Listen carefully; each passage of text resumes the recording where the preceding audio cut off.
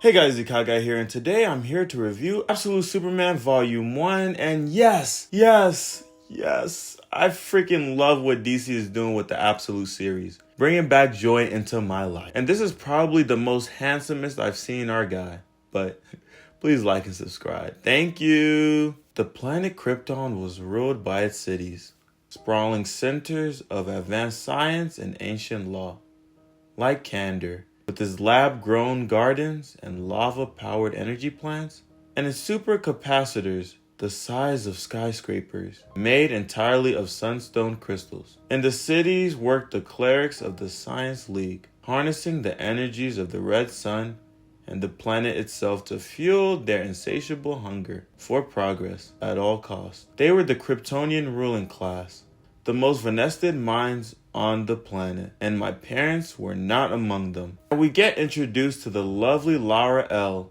who is one of the system mechanics on Krypton, working her magic on the cloud systems. And the rain has finally started pouring due to her brilliance.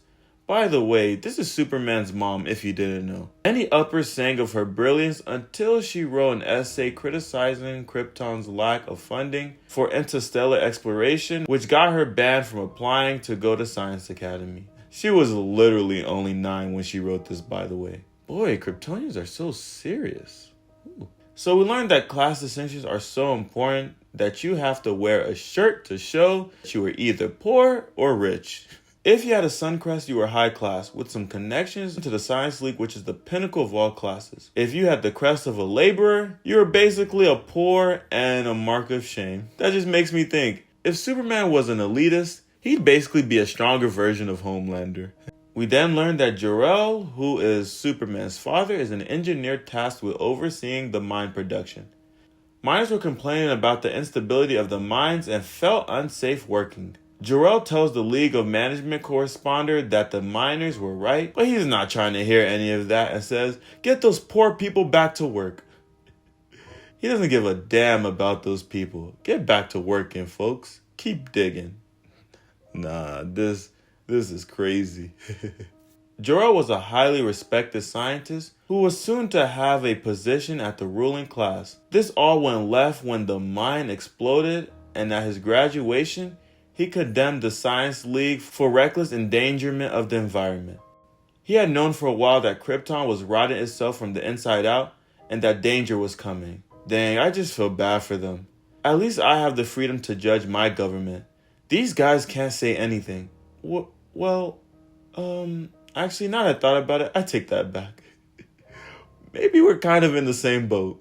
The story then shifts to the country Portugal, where miners have been assigned a new batch of diamonds to mine. Snow begins to fall, and it was a blizzard of carcinogens. Many tried to leave, but they were held at gunpoint, being reminded that they were on contract. Then they offered to give them so much money that it was basically irrefutable. Imagine being held at gunpoint to work, and then a bump in pay if you accept. Like, bro, either way, I had no choice. The miners see that the new batch is a pair of diamonds that they've never seen before. All green and shiny, very interesting. It came so perfectly mined that they didn't even have to do anything but deliver the product to the higher-ups. Jor-El believes that they shouldn't even mention a word of this and that they should just take their huge payday and move on with business as usual. We get a flashback to the night before where Jor-El is having a conversation with a mysterious man addressing him about a few rumors, but the man did not give any answers. He simply just wanted to invite the mystery man to a party. But he starts going into how he hates that these industries run on the suffering of people. He seems to be some type of crusader and all of a sudden vanishes. Back to present time, the higher up peacekeepers knew something was fishy about what just happened and send military tanks to the scene. They do a head count for all the workers, but notice that one person is missing. And of course, the mystery man is no other than Kal-el, also known as Superman, who shows up in grand fashion. His hair actually looks awesome. And look at those blue eyes. Bro thinks he's a pretty boy. And his aura is completely off the chart, as they light him up with guns blazing, but nothing can touch my glorious king. And he seems to be speaking to his suit about whether or not they could survive his punches even if he were to suppress them. His AI soul tells him that LabCorp has weapons that are not native to this world and intrigued on how they got them. Soul recommends that he should flee, but Kal-el insists that he is going to fight because he is the reason that the workers are suffering due to the fact that he is the one that mined the diamond so quick. And dude starts bugging out as he channels his inner Goku, and my god, these panels look absolutely beautiful. The artwork has literally been stellar. This man seems to be a complete force of nature, destroying everything around him. But that was all useless because Agent Lane put some special cuffs on him and he instantly backs down. Man, are you serious? I can't believe this weak ass Superman. You are strong as hell and you're telling me that this NPC human was able to sneak up on you and handcuff you without you realizing? Come on, man.